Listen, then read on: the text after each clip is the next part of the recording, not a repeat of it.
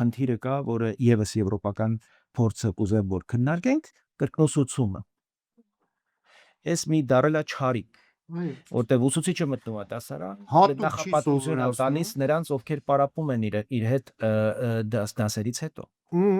Եվ մի խտրական ֆաշիստական մոտեցում է, այսինքն երբեք չի կարող այդ աշակերտը նորմալ գնահատականի արժանանալ, որտեղ փող չունեն, որ կրկնուսուցումը գնան։ Կորեայում, Շվեդիայում քրեորեն պատժելի է կրկնուսուցումը։ Առավել եւս ուսուցիչը, որը դասավանդում է այդ դպրոցում, այդ դպրոցից որևէ աշակերտի հետ իրավունք չունի պարապել։ Ուրեմն ակնհայտ կա եւ մասնագիտական, ուրեմն պաշտոնական այս հարցերին լուծումներ են պետք։ Եվ պատկերացեք այդ ծնողների եւ այդ աշակերտների հոգեվիճակը ամեն անգամ, որ իրենք գիտեն չեն կարող նույնիսկ լավագույն գիտելիքների պարագայում իրենք չեն կարող մրցակցել նրանց հետ, ովքեր փող ունեն, այսինքն դպրոցն ատեստատ տալիս է,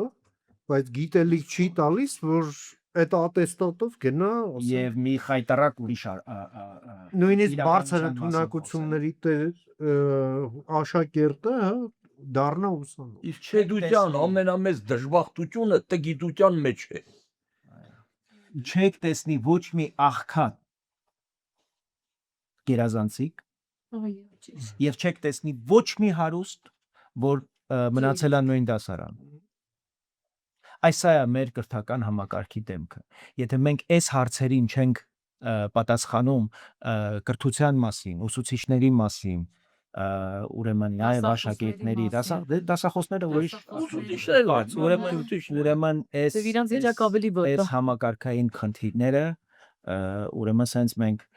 պարտակելով իրական այս շերտերը վեր չհանելով մենք տեղ չենք հասնի։